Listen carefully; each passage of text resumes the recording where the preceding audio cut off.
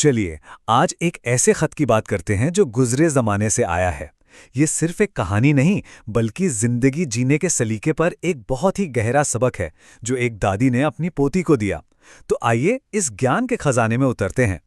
जरा सोचिए, एक ऐसी सुबह है, हवा में ताजगी है और सूरज की पहली किरणें बगीचे को धीरे धीरे जगा रही हैं। ये एक ऐसी शांति है जो बस कुदरत में ही मिल सकती है, और यहीं से हमारी कहानी शुरू होती है। और सोचिए, जब यही किरणें पत्तों पर पड़ती है ना, तो ऐसा लगता है जैसे किसी ने सोने के सिक्के बिखेर दिए हों, जो हवा में हल्के हल्के चमक रहे हैं। ये वो नज़ारा है जो हमें याद दिलाता है कि खूबसूरती अक्सर छोटी छोटी चीज़ों में ही छिपी होती है। और इसी शांत से बगीचे में एक पुरानी कुर्सी पर एक दादी बैठी हैं। उनके चेहरे पर जिंदगी के तजुर्बे की एक शांति है, और उनके हाथ में है एक ऐसा खत जिस पर वक्त की सिलवटें हैं। और तभी कहानी में आती हैं उनकी पोती मेघना। और बस यहीं से शुरू होता है उस पुराने खत का रहस्य। एक एक करके परतें खुलती हैं, जो हमें जिंदगी की कुछ सबसे गहरी सच्चाइयों के सामने लाके खड़ा कर देंगी। तो जाहिर है मेघना के मन में सवाल तो आएगा ही। वो पूछ बैठती है, दादी, ये कौन सा खत है? एक छोटा सा सवाल जो ज्ञान के एक ऐसे दरवाजे को खोलने वाला है जिसे पीढ़ियों से सहेज कर रखा गया है। दादी का जो जवाब था वो मेघना को हैरान कर देता है। वो कहती हैं, ये एक खत है जो मैंने खुद को लिखा था जब मैं छोटी थी। कभी सोचा है कि अगर मौका मिले तो कोई अपने बचपन के मैं को क्या सलाह देगा? ये खुद से जुड़ने का एक बहुत ही अलग तरीका है। तो चलिए देखते हैं कि उस खत में लिखा पहला सबक आखिर था क्या।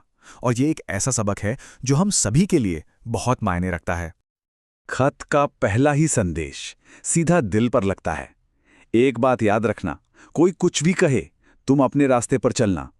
कभी ऐसा हुआ है कि दूसरों की राय अपनी आवाज पर हावी हो गई हो? ये संदेश हमें याद दिलाता है कि हमारा रास्ता सिर्फ हमारा है। ये स्लाइड है ना, एक कड़वी सच्चाई दिखाती है। दुनिया सलाह देने वालों से भरी पड़ी है, लेकिन जब सच में किसी के सहारे की जरूरत पड़ती है तो बहुत कम लोग साथ खड़े मिलते हैं। इसलिए अपनी अंदर की आवाज को सुनना और भी जरूरी हो जाता है। अच्छा, जब कोई अपने रास्ते पे चलता है ना, तो ये भी तो जरूरी है कि वो सफर का मजा ले। और बस यहीं पर दूसरा सबक सामने आता है। कभी सोचा है कि आखिरी बार किसी छोटी सी चीज में असली खुशी कब मिली थी? खत का दूसरा सबक हमें यही याद दिलाता है। असली जिंदगी बड़ी बड़ी कामयाबियों में नहीं, बल्कि उन छोटे छोटे पलों में है जिन्हें हम अक्सर अनदेखा कर देते हैं। और सबसे कमाल की बात तो ये है कि दादी के ये शब्द आज भी उतने ही ताज़े और सही लगते हैं जितने सालों पहले थे। इससे पता चलता है कि सच्चा ज्ञान कभी पुराना नहीं होता। अब आते हैं उस सबक पर जो कह सकते हैं इस खत की जान है। ये एक ऐसा ख्याल है जो जिंदगी को एक बिल्कुल नए नजरिए से देखने पर मजबूर कर देगा। खत का सबसे गहरा संदेश ये है, असली जीत किसी और को हराने में है ही नहीं, बल्कि खुद को जीतने में है। हमारी सबसे बड़ी लड़ाई बाहर की दुनिया से नहीं, हमारे अंदर की दुनिया से होती है। और अब कहानी के आखिर में दादी मेघना को और एक तरह से हम सभी को एक ऐसी सलाह देती हैं जो हमें अपनी जिंदगी को एक नई दिशा देने के लिए हिम्मत देगी।